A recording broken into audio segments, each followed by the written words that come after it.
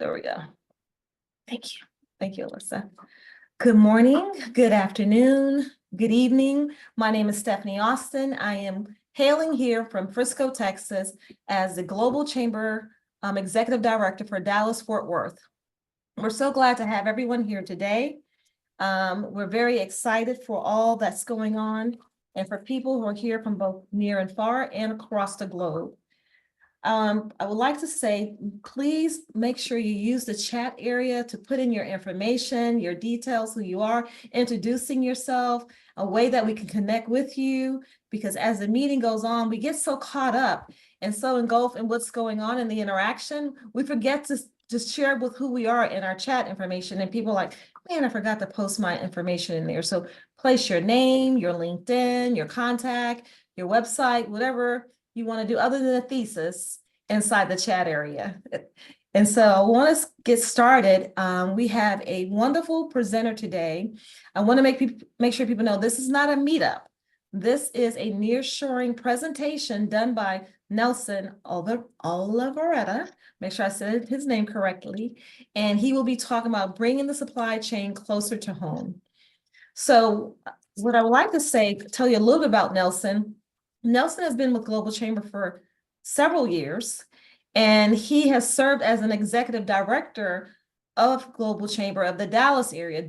Nelson is well connected, and he is my mentor, you know, that I stalk him anonymously or silently because he's just very well connected. And when I say well connected, not just because he's well connected, he's very intentional about connecting people.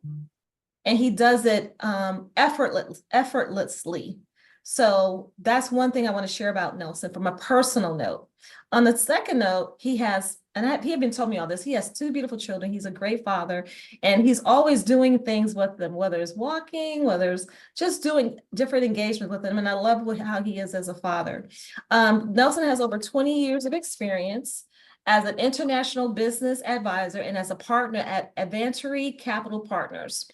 He's led the Latin American and reshoring practice, offering strategic guidance and executive services to businesses across Latin America and the US. Also, Nelson has served as the managing director of Oliveretta Consulting, a boutique firm dedicated to facilitating cross-border. Felix, we gotta mute Felix. There we go. I couldn't hear myself. Like I was saying, Nelson has served as the managing director of Oliveretta Consulting. Is a boutique firm dedicated to facilitating cross-border expansion between Europe, Latin America, and the US, leveraging by his diplomatic and entrepreneurial background. His expertise is international relations, government affairs, and market entry strategies. His passion lies and bridging the gap. So as I mentioned to you, he believes in connecting people. He believes in fostering a synergy between diverse markets, enabling business to thrive globally. So we're honored. In addition to that, he serves on the Global Chamber as a global advisor, which we're grateful for again, at the Global Chamber. He focused on cultivating, as I mentioned to you, meaningful relationships with industry leaders, facilitating business expansions, opportunities through networking. And this other thing that I found out about Nelson, he has been appointed now at the North Texas District Export Council member by the U.S. Secretary of Commerce. So as I mentioned to you, Nelson is well connected. He's well respected in our community. He's a great entrepreneur and a business leader. And without further ado, I am introducing to you Nelson Oliveretta. Dana, help me with that because she has the role. Oliveretta. Oliveretta. There you go. Very good. Very good. All Thank right. you. No, thank you, Stephanie. Very kind words. Happy to be here. Thank you, everybody that is taking time on their day to join us. Happy to chat with you about this matter that is becoming or has become a trend in the trade and geopolitical discussions that happen around the world, and happy to be around the global tribe, which is very active in these matters. And free to jump in if you have any questions. I'll be happy to have a conversation. Okay, well, Stephanie was very kind to already introduce me. I just want to tell you that I have two hats. One as my own boss in Olavarrieta Consulting, which I've been doing for the last 15 years, helping companies to enter the US market, or the other way around, from the US to basically Latin America. And I'm also been involved in helping North American manufacturers to move production mainly to Mexico.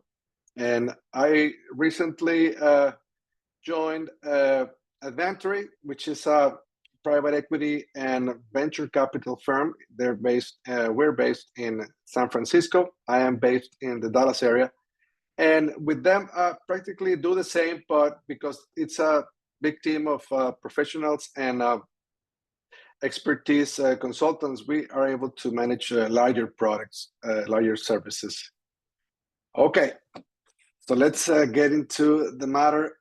Let's first try to get a definition about what is and what is not nearshoring, because it's a concept that is thrown around and is confused with many others. So we'll try to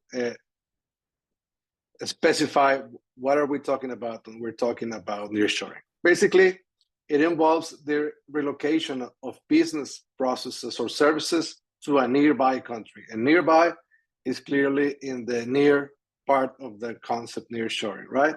And the main reason is to reduce costs or to have access to specific advantages. And we will see what are those advantages. The concept has evolved as a strategic response to globalization. And now some analysts think that we're in an opposite process of deglobalization. And however, nearshoring is part also of that trend. So we'll talk a little about that. Nearshoring, what offers is that companies have proximity to markets. In this case, we were talking about the North American market, the US market, obviously to be close to talent and also to have some operational efficiencies.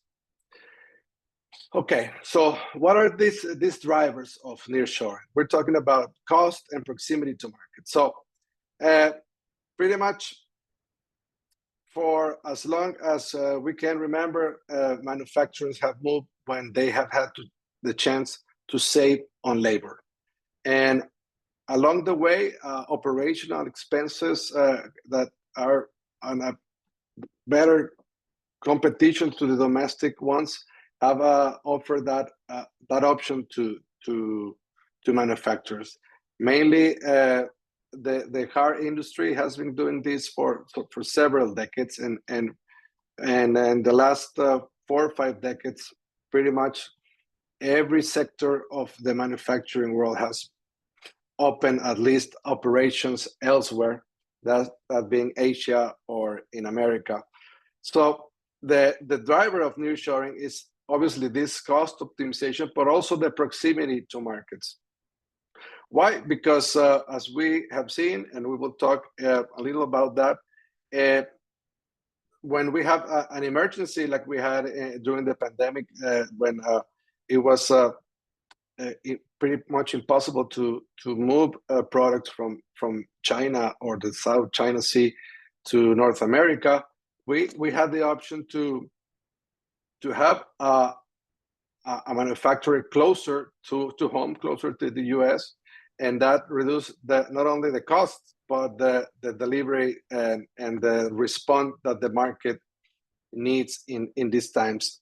And it's not only in cases of an emergency, it's only also to respond when the need is needed to be prompt. Another driver is to have access to talent and skilled professionals. In the course of these last 5 decades, I can name a couple of examples that I know. In central Mexico has developed a large manufacturing hub for the auto industry. So we have generations of engineers that have been successful in what they do, and they have an environment there with schools and technical education that have created a talented pool of professionals. We can mention also northern Mexico in Chihuahua, which is an aerospace hub, where again we have 4 decades of development of a talented pool of professionals, engineers, manufacturers, technical people. That it's obviously an option when somebody in the industry wants to find where to relocate, and you need the people when they have or they need a certain expertise.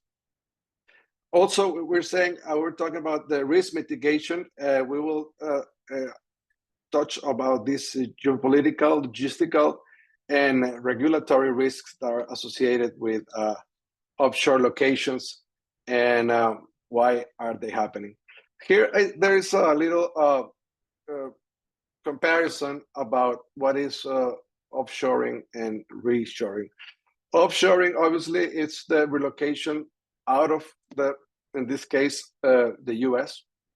Outsourcing is, and when we say relocation, we're talking about operation, the actual manufacturing. Outsourcing is obviously the delegation to external providers, but keeping the main activity in-house, just some services around it. And reshoring is the return of operations to the country of origin. In this case, we're talking about the United States. And when we talk about nearshoring, what we emphasize is the geographic proximity. And there's sometimes also being used as friendshoring when you want to talk about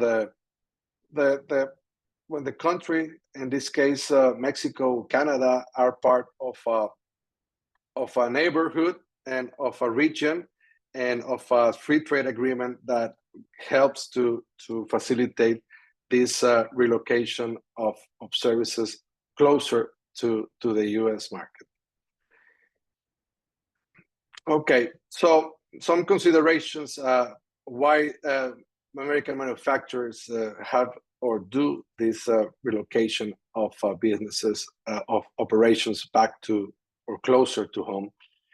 Again, the potential cost is the main driver, but also we have to manage the operational risk that this can entail. And this is where it gets interesting, and when the relocation it has the need for experts and for help, right? And also another consideration is the cultural and language barriers. It's not always as easy to when you have another language, in this case Spanish in Latin America, or sometimes it's easier to move to a country when you have the same language or the same time zones, etc. This is a consideration that is always to consider.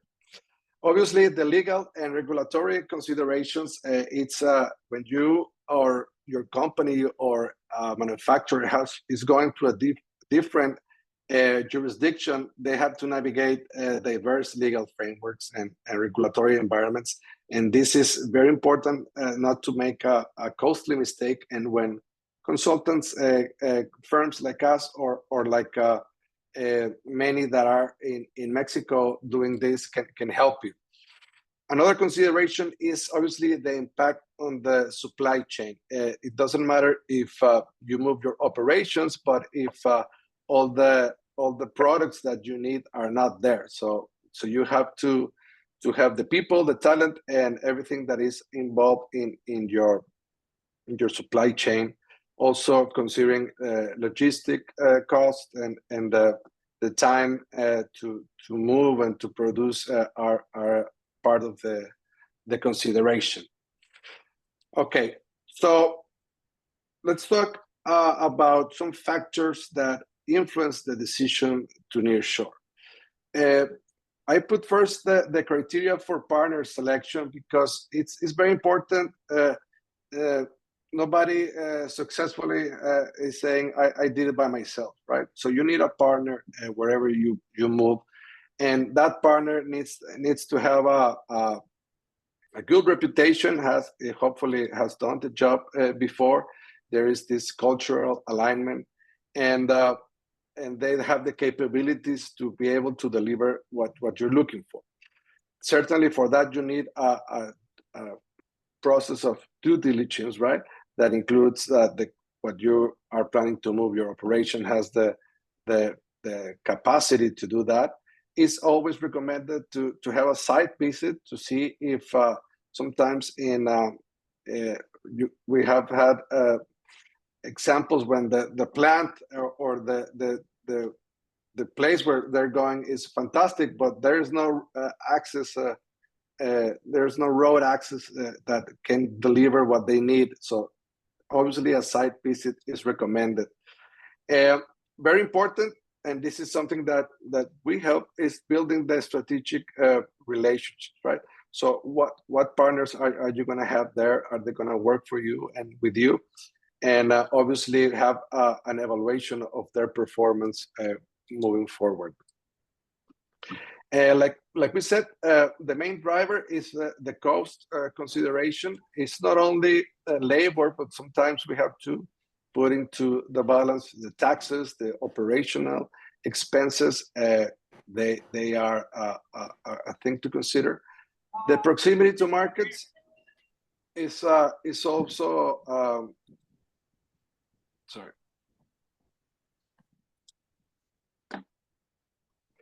Is very important, and that's one of the advantages that in this case Mexico has, the connection between the many ports of entry that Mexico has to the U.S. market. That allows the manufacturing plants to move there and have a faster response and reduce shipping costs and improve customer service.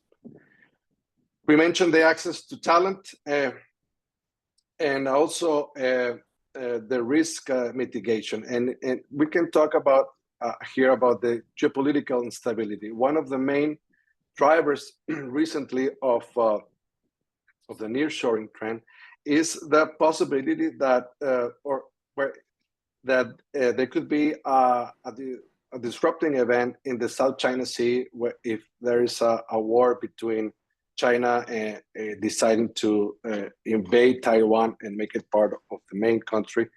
The United States and its allies have always sustained that they won't allow that, and that can bring us to a paralysis for all the products that come from China mainly to America.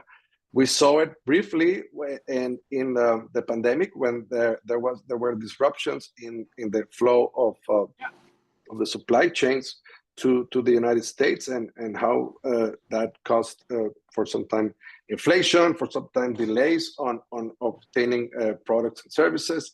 So this has come to the attention of the manufacturers, and the decision we kind of see a few years now into this, that is not to get out of China, because there's also, and we will see the need to have a presence in that market, but also to have the option and the possibility that if there is a disruption, you have the proximity with a nearshore operation established, and not to have a problem that like the one we had during the pandemic. We mentioned the cultural affinity and the regulatory compliance, obviously. And the strategic objectives when we talk is that there has to be that we were saying also the decision, if you're expanding to that market, many companies now that are getting out of China, they're saying, well, if we're going to move, and this sometimes they're Chinese manufacturing operations, they're going back to Mexico and say, well, if we're going to start our operations here, well, we might have access to the local market. And so for that, you have to diversify your supply chains and be ready. One of the things that always is something to consider is the government incentives, right? And this could be tax breaks, grants, infrastructure support. Like we're saying, sometimes the roads are not what we need. So you need to have an agreement with the local government, and you need somebody that can negotiate that for you. So all those came to influence the decision of to see what location is attractive and whatnot. So when the decision comes to pick a destination for moving operations, certainly there has to be this due diligence, this analysis that we mentioned. There has to be very comprehensive, and obviously we haven't talked about the cost, and that's one of the main drivers. It's not cheap to move sometimes operations from China to North America, and you cannot also you cannot have a disruption in what you're doing. So it has to be running sometime in both sides at the same time when you have this transition, right? Obviously, you need to establish a good collaboration and communication strategy, and there's always the cultural issue, right? Cultural awareness that sometimes the way you communicate with your new team members has to made through their cultural sensitivities to have a smooth transition. And so this is as a summary of what we talked. So I'm happy to have a conversation if you have any questions. So to choose the right nearshoring destination, you have to evaluate cost, like we said, the talent pool that may have available in some region, the cultural compatibility, the infrastructure and regulatory environment. We certainly, again, recommend to conduct site visits and engage local partners or consultants, and that's where our help can come to make this, to assess this suitability and mitigate the risk that may entail to have that decision. And so here is my email and my website if you want to establish contact, and I can be of any help. And recommendation obviously is if your client is deciding to move operations, to start as soon as possible, as soon as you can afford it, have a great preparation and save time and get there faster, and obviously get the help that you may need. So Stephanie, with that, I conclude what I have prepared. I'm happy to answer if there are any questions. Yes, well, I have several. Thank you so much, Nelson. I have several questions for you. This was very informative, and it started my brain just to start, the wheels were just moving in motion. I'm going to put your email address out here in the chat, just for those who may not, who might just be copying it. And I wanted to make sure that at least I have it in the chat for those who will be viewing later as well. So let me ask you a question in regards to partnering selections. You have your partner selection. How do you advise someone to partner? How to partner? How do you know what's the right partner? And the reason why I ask that, many times you meet with people and you think, oh, it'll be great to partner with them. But how do you decide these are the right partners for what you're doing? Yeah, thank you. It's a great question. Well, definitely you have to see their experience, right? There's obviously many.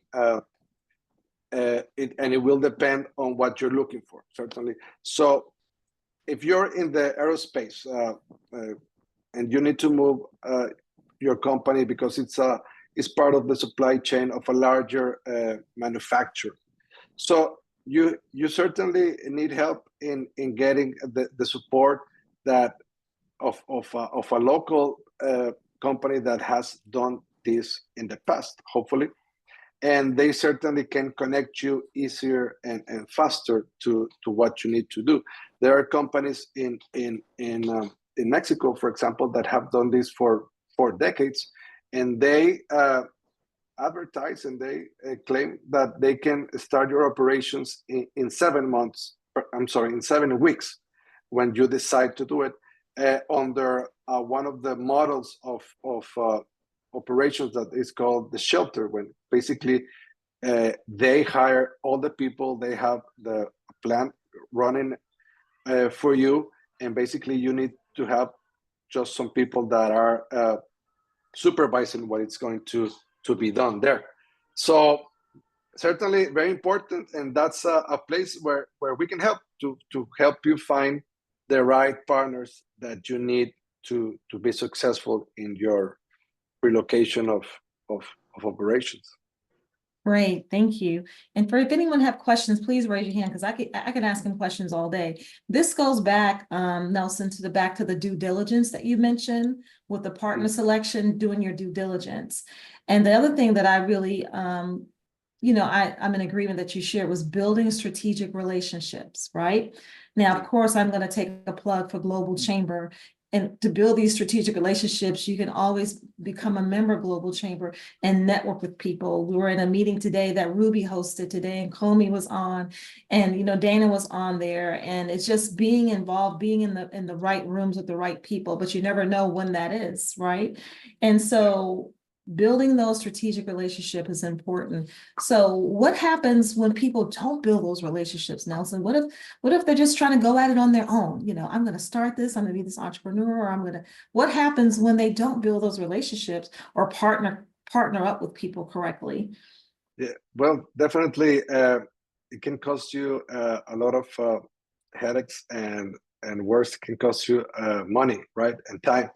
So there's this saying that nobody successful did it all by itself, right?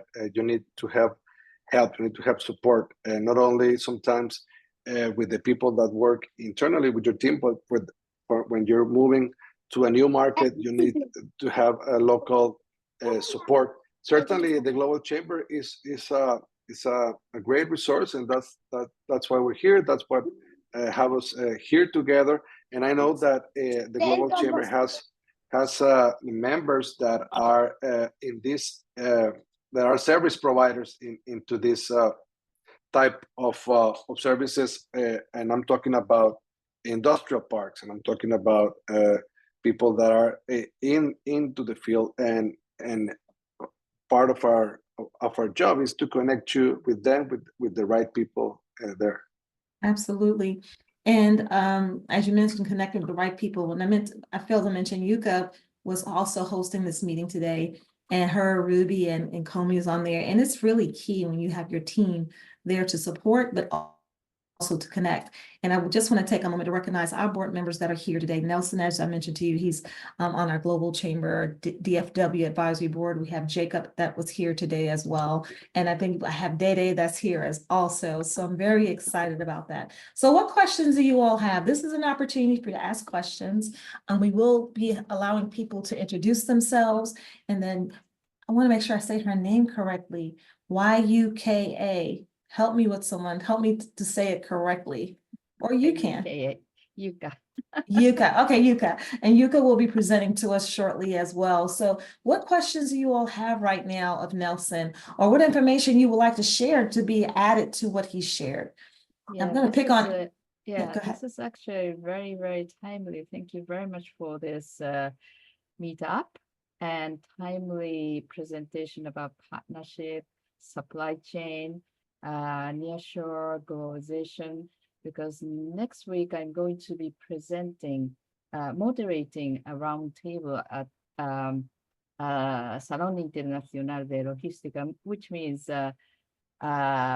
big trade show around logistics in Barcelona, and I'm moderating about digitization of supply chain. So this was very interesting, not just the digitization, but other movement, physical movement is happening, going out, coming back, nearshoring, and all that kind of stuff. So it's very, very interesting. And friendshoring was one of my favorite phrase today. And my question is, if you talk about friendshoring is culturally near, without language barriers, blah, blah, blah, and short distance, is Texas and Spain is near shoring, or it's a really huge leap? That's your question. Is Texas and Spain considered nearshoring, or is it a huge leap? That's your question. Yeah. Nelson? Texas. Yeah. Well, thank you, Yuka. Well, I think that the term is used freely for so many people, but it entails certainly the proximity by nearshoring, but friendly not only means that that the country is friendly to the other or not. It sometimes means that the government has friendly policies to support or to incentivize the relocation, right? You can and you can see it also internally. There is internal relocation of businesses in the United States, and Texas has been the big winner in the last few years because there have been greater incentives to move here. And that also happens in Mexico, and within Mexico, who has the government that is business friendly, that can provide the good incentives, and that helps. And internally, we're competing state by state, and sometimes city by city, who has a more friendly environment. And the very important in Mexico, we have had some issues in the recent years when the energy policies have been going backwards instead of forward. So that's not very friendly for business. Yeah, I think that the friend concept can be used when it helps to obtain a good business product, good business end, and it could be used in many aspects. That's what I think.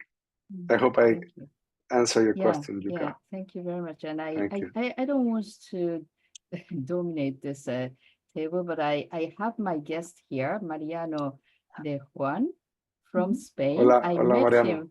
Hola. I met him Valladolid in another city last week, and he's looking for help from Texas because his company is producing wine, good wine in Spain, and they're already exporting to the States. And they're looking into Texas, and kind of, we are talking about Texas, and just this pops up. So I told him to, why don't we go and ask some questions and yes, Thank you. Oh, thank you. Well, and if I may, Mariano, taking advantage of do a commercial. I have a few clients in the spirits business. Some are from Mexico. Usually it's a tequila brand that wants to enter here. I also have a very interesting one that is it cannot be called tequila, but it's an agave drink that is made here in Texas that wants to expand the market. And I have a client that is let's say an accelerator of spirit brands, and they invest and they all have done all the management. And we have some good connections and good experience. So happy to talk to you and see if we can help you in increasing what you're doing already. So please send us a message. Absolutely. And we have another person that I would like to bring to the stage, Andrew Roush. He's worked very closely with nearshoring. I have more questions for you, Nelson, but I'm trying not to hog up the stage myself. Of course. But I wanted to bring Andrew to the stage because he has some experience in nearshoring and several other things. And he put a comment in the chat area, so I'll let him share that about the wineries that he mentioned. So Andrew, you're up, and then Dr. Dana Austin's next. Hey, Stephanie, just regarding the chat message, just because I live in Central Texas, at the base of what's referred to as the Hill Country. It's very well known now for wineries as well as distilleries. So for those that are on the call that are looking at Texas as a market, I would encourage them to look at Texas Hill Country wineries and just a market that is here in Central Texas. So that's that chat. So as far as the nearshoring, yes, I helped build a business.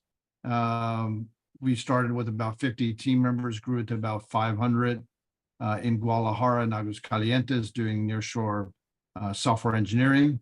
And so, yes, I've had that experience and it was a great run and a great experience.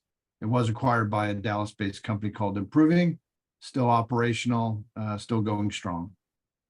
Fantastic. And now, congratulations, Sandra. So you know what we're talking about. Yes, Nelson, you did a great job. Thank you. Thank you. Super helpful information, and what a great experience, to be able to do that. And you hit on so many of the highlights from a business perspective as to why you'd want to do it. And I think that nearshoring concept is only growing. The only thing I would add, Nelson, at least what I'm seeing, is many years ago, and you might be familiar with this book as well, called The World is Flat. Is Thomas from Friedman. a geography perspective, the world is flat, or my view, because of technology and only getting flatter. So the idea of remote nearshoring work is, I think, only going to explode over the next 10 years. Yeah, certainly. I believe that. Thank you. Alrighty, thank you. Dana, I see you have your hand raised. Yes, thank you so much. Nelson, I've learned so much. I've learned so much about nearshoring in these few minutes because, quite honestly, I'm going to admit, I was the one that was confused. Nearshoring, offshoring, reshoring, like what in the world? Yeah. Who's doing what and where are we? So you've delineated it where I can understand what true nearshoring is.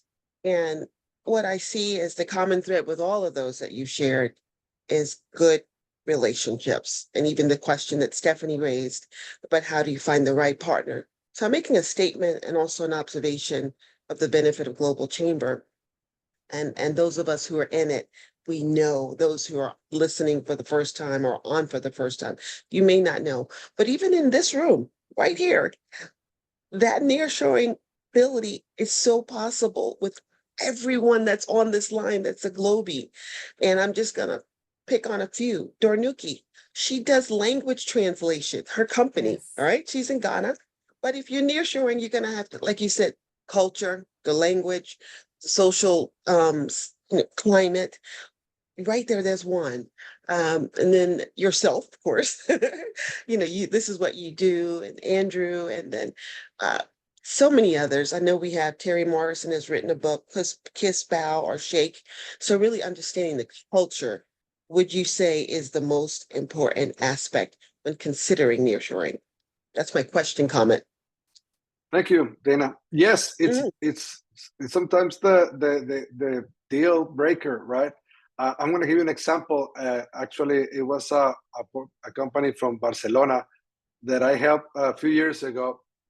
They are a publishing company there, and so when we started discussing, I told them, but they were reluctant. Like, no, there is no enough people that will buy my books in the U.S. And I went to the statistics and told them, well, there are more Spanish-speaking people in the U.S.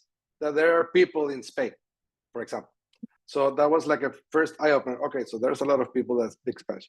And then second, the cultural way of doing business. For example, in Spain, the publisher has the control of setting the price and control of the distribution.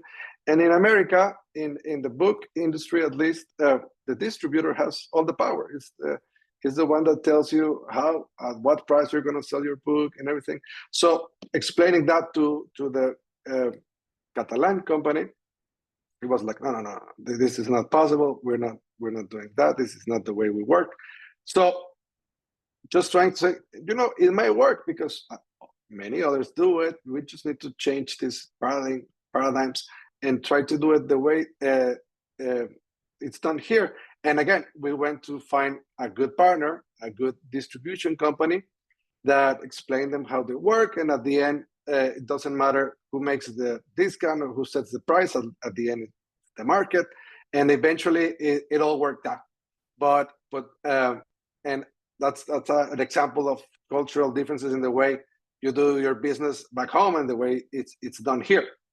Another example, real quick, is it was a company from Mexico, and this was a very experienced electrical engineer, and he had his business here, but the challenge, he had everything. He had all the capacity, all the experience, but the main challenge was to tell him, okay, this is not the way it's done here. People work differently here. Relationships are with the team are different. The time you give to your business should be different. And when he was able to understand it all worked out eventually well. So yes, Dana, it's culture is always the challenge in these cases. Wonderful, wonderful. Thank you so much, Nelson. So I'm going to Thank you. move us along. I do have one question, and then we're going to go ahead and have everyone introduce themselves. They have 30 seconds. One of my last question to you, Nelson, what have you seen that has been a reservation that you've seen with people not wanting to do nearshoring, whether it's a business or organization? What has been their reservations of not wanting to do it if there's some benefit from it financially and optimization? Thank you. Great question. Well, definitely the cost, right? So many people are being told, no, you need to move at least some part of your operations. You need to have this option. But they're saying, well, I've been doing this for 3 decades in China and it's all working perfectly. Why should I move? Why should I do this? And it's going to cost me this amount of money. Who's going to pay for that? So again, the financial decision is the first one. Second is the challenge, right? Is to do if you are going to get out of a country and move to another, all these things that we talk about, the cultural, the cost, the finding the talent, you need to go through the whole process. And when you have a business to run, that's your main thing that takes your time. So it's a challenge sometimes. So that's why we recommend to rely on support, right? While you run your business, we can help you find an alternative on how to move at least a part of your operation, if not the whole operation. I hope that helps to that helped. Answer. Thank you so much. So we're going to do a 36-second introduction, and I'm going to go across the people that I see on my screen first. So I'll call up on you. Andrew, you're first. Yuka, you're second. So can you give an introduction of who you are, what your business is, and go from there? Hey, Stephanie. Thank you, everybody. Nice to meet you virtually. Andrew Rausch. I serve as the Chief Growth Officer for a business called Overdrive Services. We help US-based companies operationalize their teams. We do that in a global remote way. So if you're looking to build a team to operationalize a key work stream such as recruiting, finance, or other, please give me a call. Thank you so much. Yuka, you're next, and Dana, you're next. My name is Yuka Nakasone. I'm a Japanese woman based in Spain. I'm the Executive Director for Global Chamber, Barcelona, Madrid, and Valencia right now. My business is globalization. I'm a globalization strategist. Also, I'm coming from the language industry. So what I'm doing right now is AI implementation for real clients production. And if anybody is interested in LLM, which means generative AI, chatbot, all the kind of stuff, I'm here to help. Thank you. Thank you so much. Dr. Dana Austin, and then Mariano is next. Hi, thank you again, Stephanie, for this incredible opportunity to learn more about nearshoring and clarification. My name is Dana Austin. I am here in Hotlanta, and I'm the Executive Global Chamber leader here. And I also am the CEO of Transformational Writers Academy.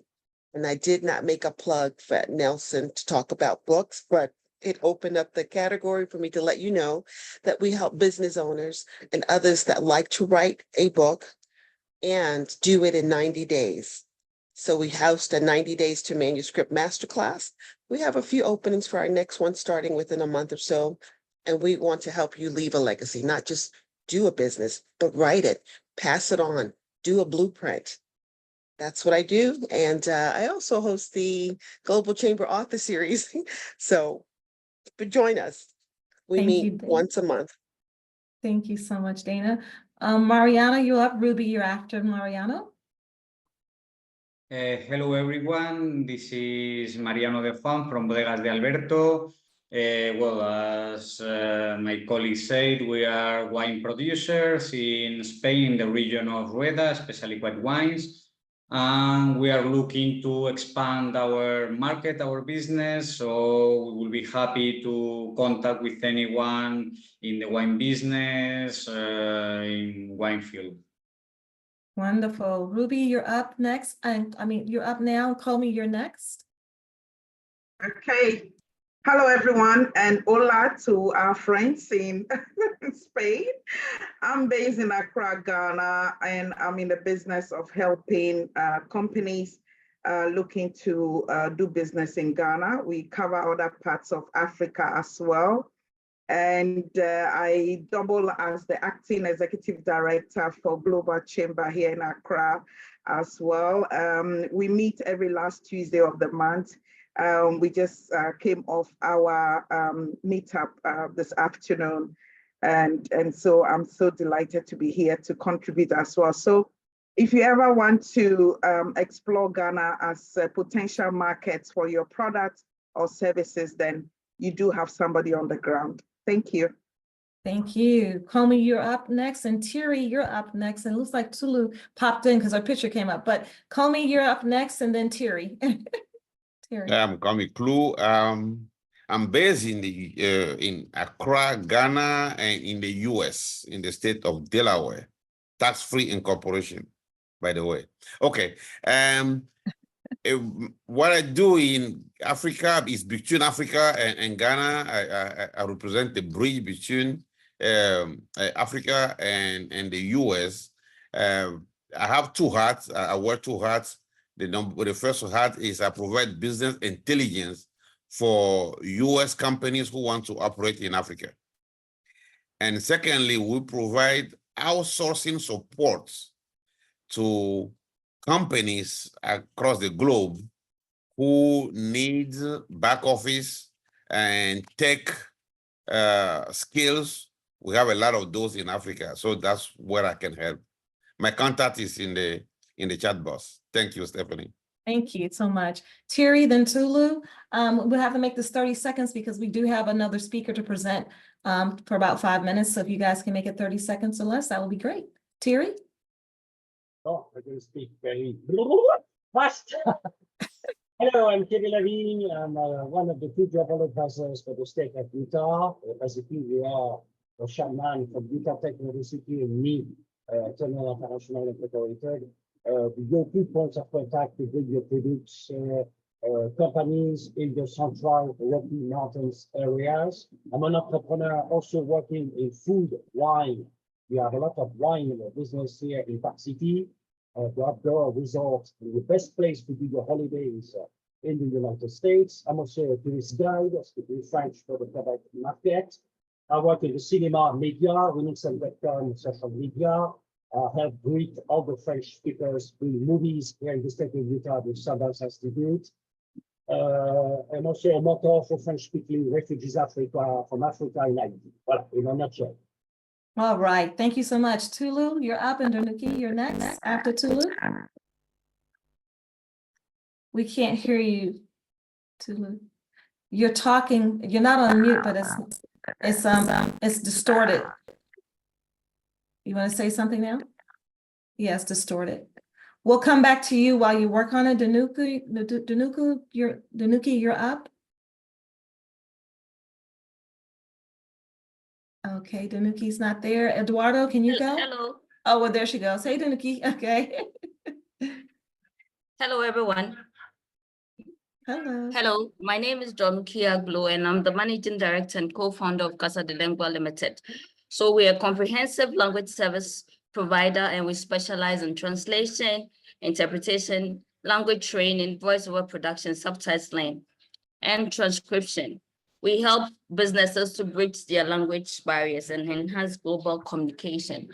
So if you need to scale up globally, kindly get in touch with us. We cover a lot of languages, global Thank you. languages and African languages. Thank you. Thank you. Eduardo, you're up next. Hi, everyone. My name is Eduardo. Saludos a todos. My name is Eduardo Hurtado. I'm a communications consultant based out of New York City. And I was actually going to ask a question, but my specific interest is about sustainability and sustainable products and the advantages of nearshoring to sort of create a better world in terms of, you know, less carbon emissions and having like a better world for sustainable products. So thanks, everybody. Feel free to reach out anytime. Thank you. Kelly Flowers, you're up, and then Felix is right after you. Kelly, are you there? Yeah, I am. Give me one Okay. sec. I'm trying to turn my camera on for you guys. Hello, I'm Kelly Flowers. I'm actually the owner of WOT Unlimited. We are a global technology company that actually provides we're basically a managed service provider that can assist you with any of your technology needs, whether it is your cybersecurity, AI, IoT, whatever you need, we're here for you. Thank you. Alrighty. Thank you. Felix, you're up, and then Jeon Kim is last.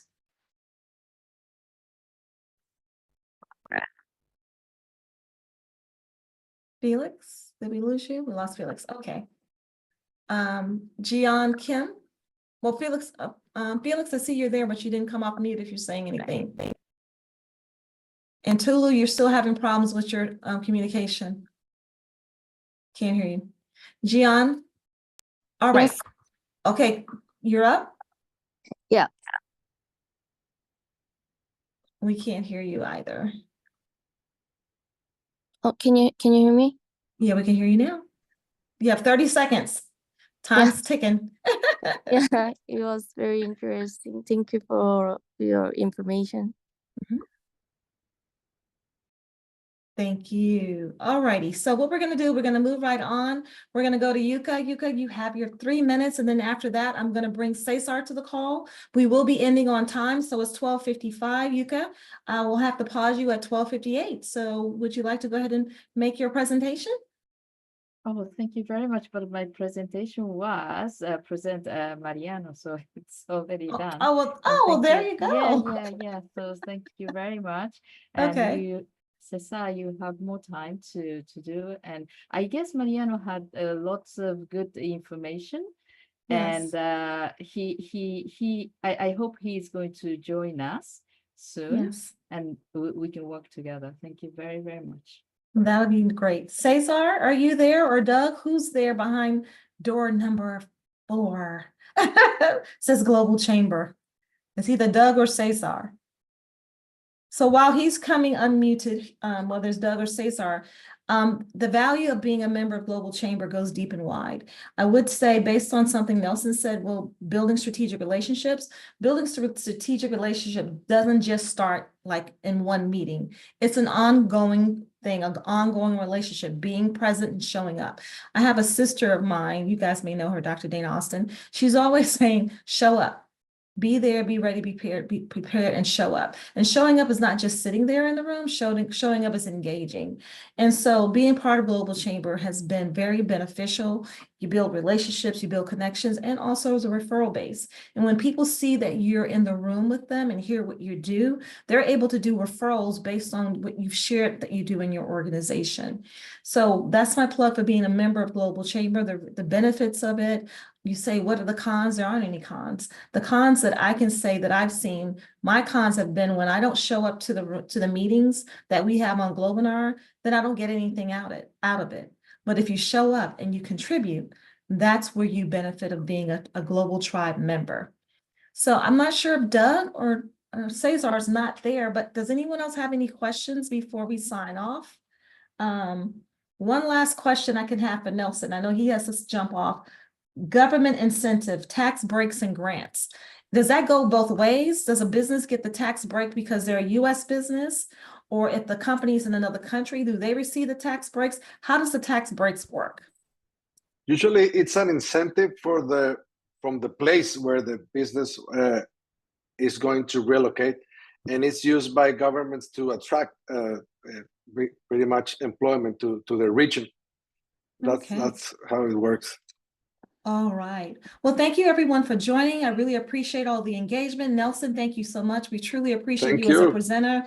You have shed so much light onto so many people who may have had questions that they didn't even know. We thank you for your time. We will be bringing you back again, and we'll probably be doing some type of a panel where we have others that are on there. Thank you so much, everyone. Good morning, good evening, good night from Global Chamber, Dallas, Fort Worth. Thank you. Bye. Bye-bye. Thank you, Stephanie. Thank you. Thank Muchas you. gracias. Adios. Adios. Thank you. Goodbye.